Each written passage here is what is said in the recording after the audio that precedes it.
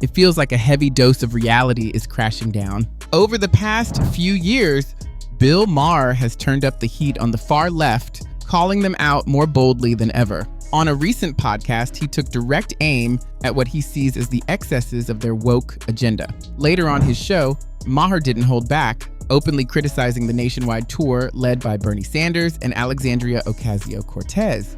Today, we'll break down everything Maher had to say, from over-the-top virtue signaling to policies he finds downright unrealistic. Stick around, because this one's going to be sharp, entertaining, and thought-provoking. And if you enjoy content like this, don't forget to subscribe and tap the notification bell so you never miss a new update. You start something, you get a certain amount of cult followers for anything, and then the true believers never die. I mean, a lot of people would say right now, the Democratic Party is still in that mode, which is going to render them possibly an irrelevant party if they don't change. What would you like to see from the Democrats, like, going forward? Well, much more centrism, much more get rid of the woke baggage, you know. Old school liberal is what I usually describe myself as. But that's very often the opposite of woke. Woke would like people to believe that there's some sort of an extension of liberalism, but they're not. They're usually something that's quite up. Bill Maher isn't the only one raising concerns. According to a recent Gallup poll, 55% of Democrats now prefer their party to lean in a more moderate direction, an increase of 11 points since 2021, which is remarkable. At the same time, 51% of respondents remain split, unsure whether to stick with the current path or push for more progressive policies. I'll be honest, the wording of the survey could have been sharper. After all, moderate is already a defined option. In my view, choosing to go further left automatically means leaning more liberal. And the data suggests many Democrats are running out of patience with that extreme. That's why I can't fully agree with Maher's claim that wokeism isn't tied primarily to the left. In American politics, liberalism is the left, and woke is essentially that perspective turned up to maximum volume. At that point, freedom of speech takes a backseat to conformity and groupthink. And yes, to be fair, the far right can fall into the same trap too. Liberalism was, we should have a colorblind society and not see race at all.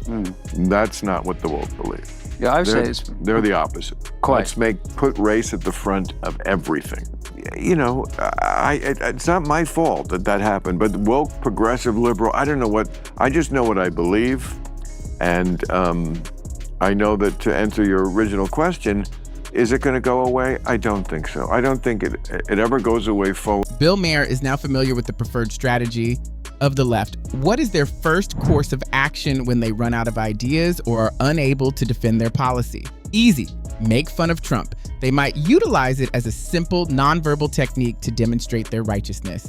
Even though it's an old trick, they continue to employ it because they expect people to fall for it each. And it's if the Democrats will either make the hard edge of it. They have so many opportunities to sister soldier this and just do something that would make Americans go, oh, you know what?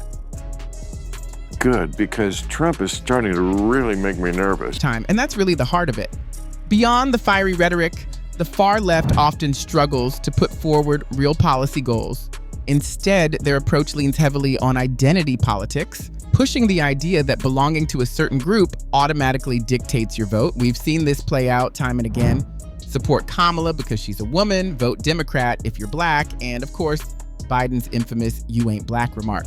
At this point, genuine solutions and ideas for strengthening the country seem to have taken a backseat. The focus has shifted to box checking and celebrating symbolic first, a shallow strategy that underestimates voters' ability to think critically and questions their independence. Maher wasn't silent on this either. On his latest show, he took direct shots at Bernie Sanders and Alexandria Ocasio-Cortez, and to be fair, many of his points were surprisingly strong. What do you think of the fact that the people who are getting the big crowds right now are AOC and Bernie Sanders? They're going around the country. Thank you, there's that same guy. I call him the always wrong guy. Okay, but I feel like, you know, big crowds, again, the shiny object that the Democrats chase. It's not about the big crowds that come out to you when you're talking in a festival or wherever they are. I think it's because I think Bernie showed up at Coachella. That must have been fun for the fans. Exactly. And it's all about the show, not the substance. Flashy productions, packed crowds, and moments designed to go viral. Sure, they grab headlines and create buzz, but what lasting value do they really bring? It's like stumbling on a broken road and applauding the parade marching past. Everyone's chasing selfies, applause, and quick attention. But when it comes to the real work, the kind that changes lives and shapes the future, suddenly, no one wants to talk about it. It's who shows up on election day. And I just don't see that's the ticket. I mean, Cory Booker, I know you've worked with him. I like Cory a lot from my home state of New Jersey. Made a speech for 25 hours. Again, just whacking each other off. This is just not what's going to get the job. I'm not here to tear apart Bernie's tour with AOC. It's basically the same playbook he's followed his entire career. But the real question is he still connecting with people the way he used to? Think back to his Coachella appearance.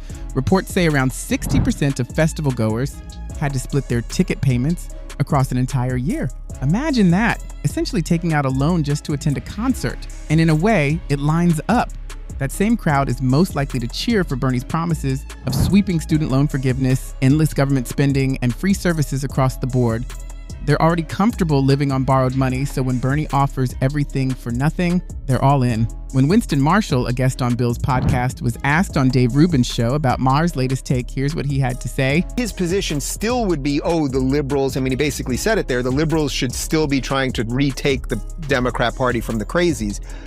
Do you have a particular opinion on that? He's also right about the cult of wokeism. And this actually just pertains to what we were previously discussing. It was the sagacious Thomas Jefferson who said, if everyone thinks the same, no one is thinking. And that also goes to the point that we should be speaking, if we are thinking all the same, we're basically in... Call it a cult or simply an echo chamber, but the far left operates under strict control with censorship baked into the system. It isn't designed for open discussion, healthy disagreement, or even respectful critique. The goal is simple: lockstep agreement on every major issue. That's not real unity, it's collective conformity, and it's far from normal. Just look at what happened with Bill Maher. He faced a storm of backlash simply for attending a White House dinner. The same people who once praised him for challenging power and laughed at his jokes suddenly flipped, labeling him irrelevant and unfunny overnight, and that's the core problem. This isn't about protecting liberal values anymore. It's about enforcing total conformity. Worse still, Democratic leadership doesn't seem to learn from these repeated mistakes. In fact, if you look back at footage from 4 years ago, the issues were almost identical. Nothing has changed. Side of the Democratic Party have been pushing in this kind of woke environment and showing how unpopular they are. It doesn't take much number crunching, and I'm not very good at math, to tell you that if you've got issues like defund the police that are 64 opposed, 18 in favor, that's bad for your electoral prospect. I don't think Democrats would do well to try to solve that anytime soon, the Democrats who are non-woke. What I do think that Democrats can do is not emphasize that as much. And you've heard this, there's a pollster, David Shore, a young pollster, but increasingly popular. He made a number of arguments against the Democrats emphasizing defund the police during the 2020 election and in its aftermath, and said, this cost us. Are you aware of where that strategy ultimately led? It didn't just fizzle out, it backfired so badly that Democrats lost both the presidency and Congress. That kind of political collapse should have been a wake-up call, the kind that forces serious reflection. When a party faces rejection at that level, you'd expect leaders to step back, reassess, and maybe even admit that the approach of rigid conformity, identity politics, and empty performances wasn't working. But instead, the opposite happened. Rather than learning from defeat, they doubled down. The far left pushed harder, tightening the echo chamber, censoring dissent, and insisting that unity meant absolute agreement on every issue. Poll after poll has shown that many Democrats want the party to take a more moderate path. Gallup even reported a double-digit jump in those who favor moving toward the center. Yet, leadership ignored these warning signs. We've also seen elections send the same message. Voters are tired of being told that their support is owed simply because of race, gender, or identity. They're frustrated by the lack of real solutions and by politicians who prize viral moments over meaningful change. And still, despite this, the march to the left continues as if none of it matters. Even voices inside their own party, people who should be impossible to ignore, are raising concerns, yet their warnings fall on deaf ears. So here we are, stuck in the same cycle. No course correction, no signs of slowing down, just a steady push further left regardless of the consequences. But that's just my take. I'd like to know yours. Share your thoughts in the comments below. And if you found this video worth your time, pass it along. Sometimes real change begins with real conversations.